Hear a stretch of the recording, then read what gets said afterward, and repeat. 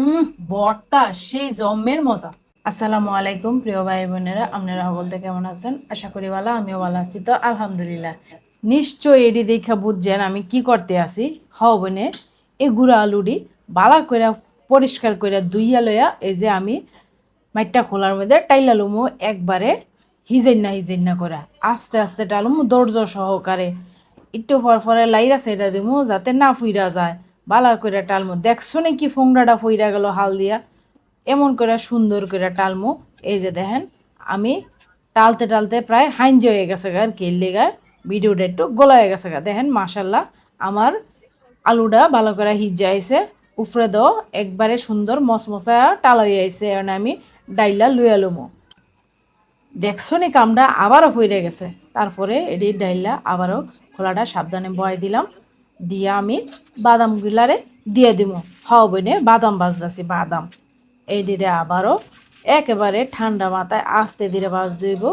জাল বেশি বাড়াই দেওয়া যেত না, ধীরে ধীরে বাজ দিয়ে মশমশা এবে ভিতরে আর উফরে দেওয়া একটু সুন্দর হয়ে আইব। এই যে দেখেন মাশাল্লাহ আমার বাদাম কইতে কইতে বাজা শেষ। এডিরে বাজা শেষ করে আমি এখন আবারও এডি নামাইলমু। গরম খোলাটা থাকলে কিন্তু বেশি বাজা হয়ে যাব আর কালচা হয়ে যাব। আমারটাও কিন্তু এমনি একটু বেশি কালচা কালচা দেখা যাইতেছে, আমার জালটা মনে একটু বেশি পড়ছিল, এর লেগা এটা কালচা হয়ে গেছে। বাদাম বাজা শেষ করে এরপরে আমি চইলা যাম আবারও চুলাত যে আমি বয় দিম করিয়া।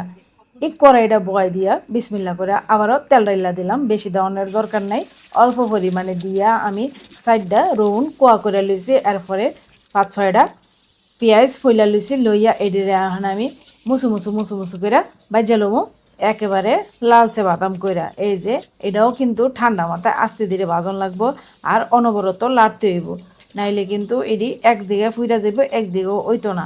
যখন দেখবেন আস্তে আস্তে এটা বাজাবাজি হয়ে একবারে বাদামিও না আবার একবারেও কাঁচাও না, মিডিয়াম হয়ে আইব, হালকা একটু লাল, তখন আমি এডিরে বাড়া করে করিয়াতে উড়াই লমু।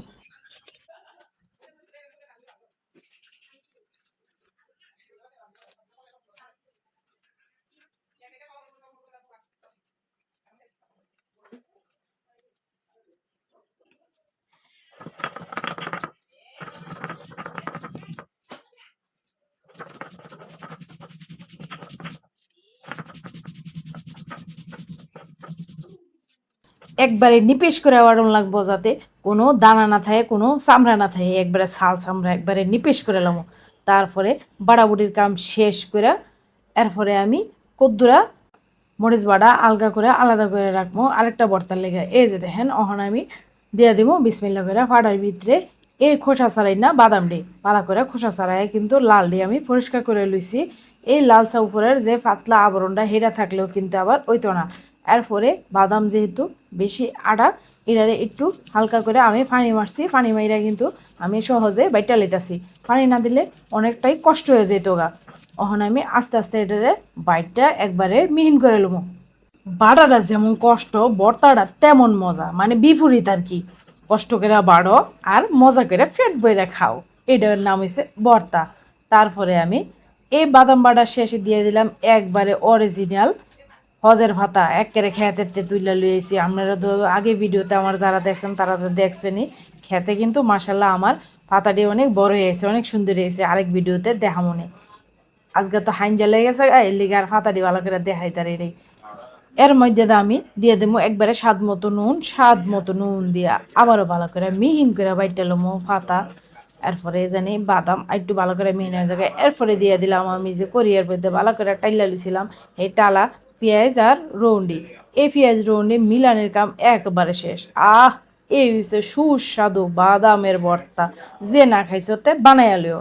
তারপরে আমি এই ফাটাটার মধ্যে ভালো করে পরিষ্কার করে লুয়ে নিলাম গুড্ডা লুড়ি।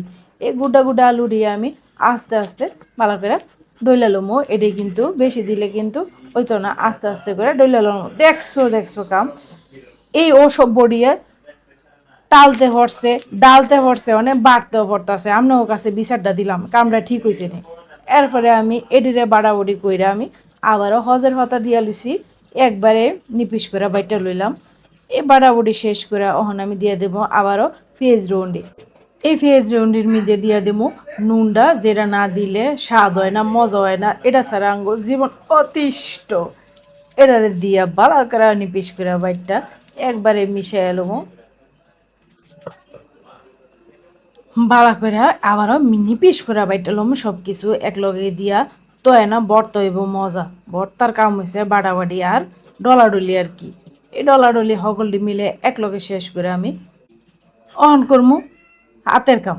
হাতের জোশ তো থাউন লাগবেই, ভর্তা হইলব আর হাতের জোশ ছাড়া মজা হইব নাকি।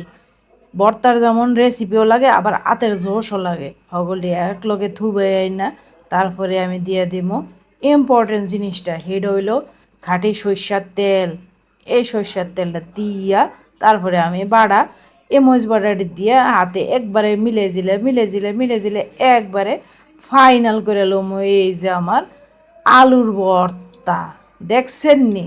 এই যে আমার আলুর ভর্তা, এই যে আমার বাদাম ভর্তা। এই দুইটা ভর্তা যদি আপনারা বাড়িতে না বানায় খান তাইলে বুঝতেন না আসল মজাটা কি। এটা বানায় খাইয়া দেখলেই কইবেন যে ভাই কি জিনিস বানাইছি, সেই মজা সেই স্বাদ। এই ভিডিওটা যদি আপনার কাছে ভালো লাগে অবশ্যই কমেন্ট করে জানাইবেন। আজকের লেগা এ পর্যন্তই, পরবর্তীতে দেখা হইব আবার নতুন কোনো ভিডিও লিয়া। এ পর্যন্ত সকলতে ভালো থাকবেন, সুস্থ থাকবেন, আল্লাহ হাফেজ।